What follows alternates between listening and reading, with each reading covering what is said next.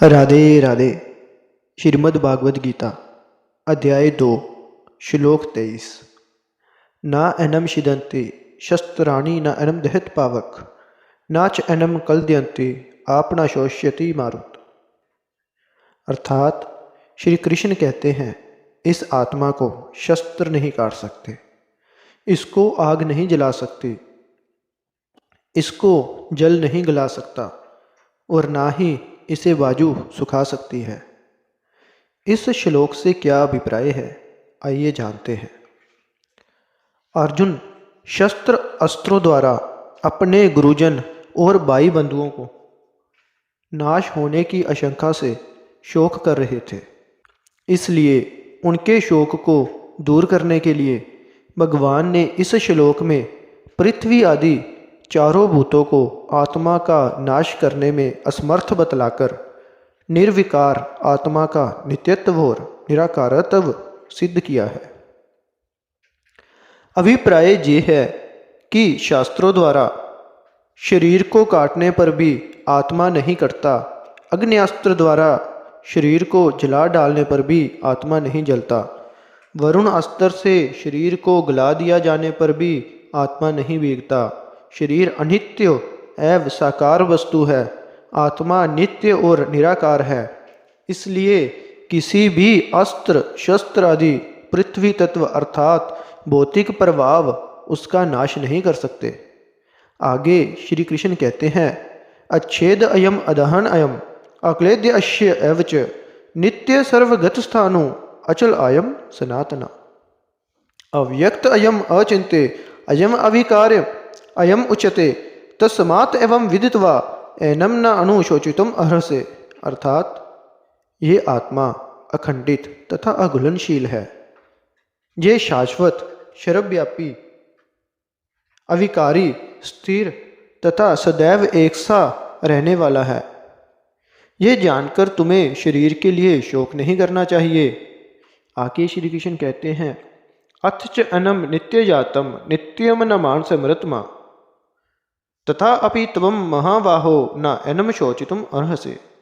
यदि तुम ये सोचते हो कि आत्मा सदा जन्म लेता है तथा सदा मरता है, तो हे महाबाहो, तुम्हारे शोक का कोई कारण नहीं है। इसके बाद श्री कृष्ण कहते हैं, जातस्य ही ध्रुव मृत्यु ध्रुवम जन्म मृत्युस्य च तस्मात् अपरिहारे अर्थ न तवम शोचितुम अर्हसि। जिसने जन्म लिया है उसकी मृत्यु निश्चित है और मृत्यु के पश्चात पुनर्जन्म भी निश्चित है, अतः अपने कर्तव्य पालन में तुम्हें शोक नहीं करना चाहिए।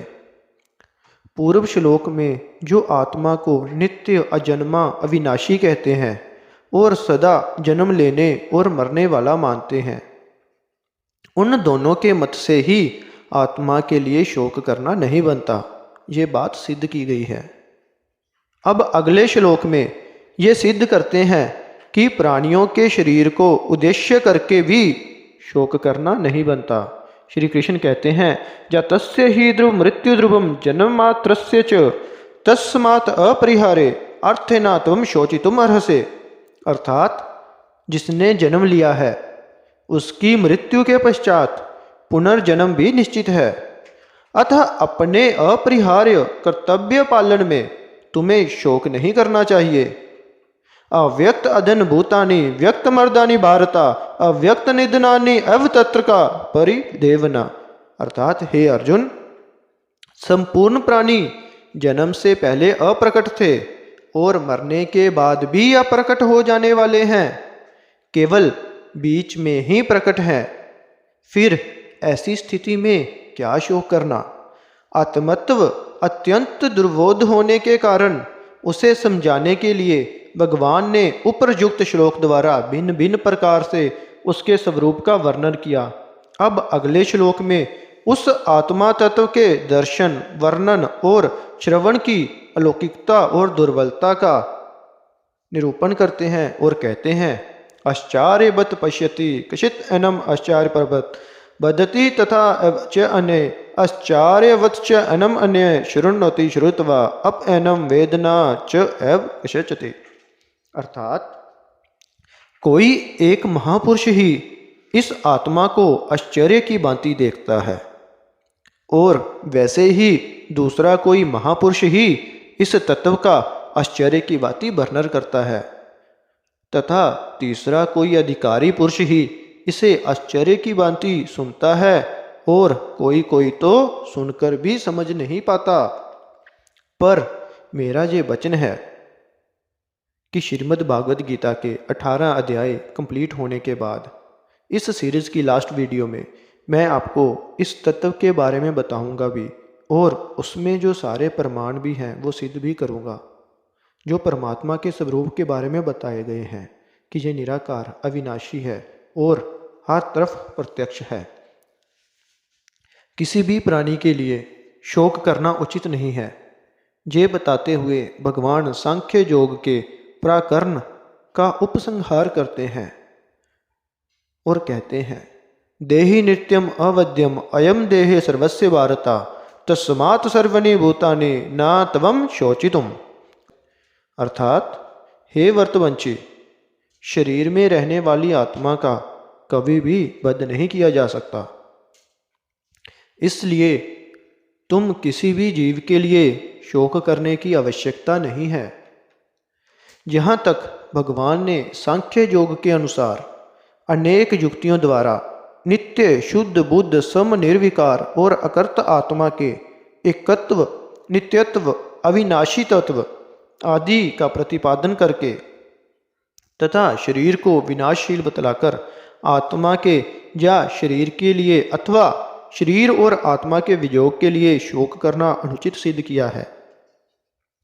साथ ही प्रसंगवश आत्मा को जन्मने मरने वाला मानने पर भी शोक करना अनुचित सिद्ध किया है। अब 7 श्लोकों द्वारा क्षत्रिय धर्म के अनुसार शोक करना अनुचित सिद्ध करते हुए अर्जुन को युद्ध के लिए उत्साहित करते हैं और कहते हैं, सर्वधर्मम उपच अवेक्ष्य न विकंपतम अर्हसे धर्म्यात् ही युदांत श्रेय अयंत क्षत्रिय से विद्यते। अर्थात क्षत्रिय होने के नाते अपने विशिष्ट धर्म का विचार करते हुए तुम्हें जानना चाहिए कि धर्म के लिए युद्ध करने से बढ़कर तुम्हारे लिए अन्य और कोई कार्य नहीं है। तुम्हें संकोच करने की कोई आवश्यकता नहीं है। सब धर्मम अपि च अवेक्ष्ये न विकंपतुम अर्हसे धर्मात् ही युदांत श्रेय अन्यत् शस्त्रे न विद्यते। अर्थात क्षत्रिय होने के नाते अपने विशिष्ट धर्म का विचार करते हुए तुम्हें जानना चाहिए कि योद्धा होने के नाते युद्ध करना तुम्हारा धर्म है, अन्य और कोई कार्य नहीं, इसलिए तुम्हें संकोच करने की आवश्यकता नहीं है। युद्धच्चा च उपनमं स्वर्गद्वारम अपावृतम सुखिन क्षत्रिय पार्थ लवंते युद्धम दृश्यम। हे पार्थ, वह क्षत्रिय सुखी है जिन्हें ऐसे युद्ध के अवसर अपने आप प्राप्त होते हैं, जिससे उनके लिए स्वर्ग लोक के द्वार खुल जाते हैं। अथ चेत त्वम इमं धर्म्यम संग्रामम न करिष्यसे तत्सर्वधर्म में कृत में च हित्वा आप अवापस्यामसि। किंतु यदि तुम इस धर्म युद्ध को नहीं करोगे तो सर्वधर्म और कीर्ति को खोकर पाप को प्राप्त होगे। अकीर्तिम च अपि भूतानि कथच्यन्ते न अव्ययम् संभाविस्त न च आकृति मन्नत अस्तिथिश्च। अर्थात लोग सदैव तुम्हारे अपयश का वर्णन करेंगे और सम्मानित व्यक्ति के लिए अपयश तो मृत्यु से भी बढ़कर है। वयात्रणत उप्रतम मस्यन्ते त्वाम महारथा येषां च त्वं बहुमता भूत्वा जतस्य लाघवम्। अर्थात जिन जिन महान योद्धाओं ने तुम्हारे नाम तथा ये कुछ सम्मान दिया है, वह सोचेंगे कि तुमने डर के मारे युद्ध भूमि छोड़ दी। इस तरह वह तुम्हें तुच्छ मानेंगे। श्री राधे राधे।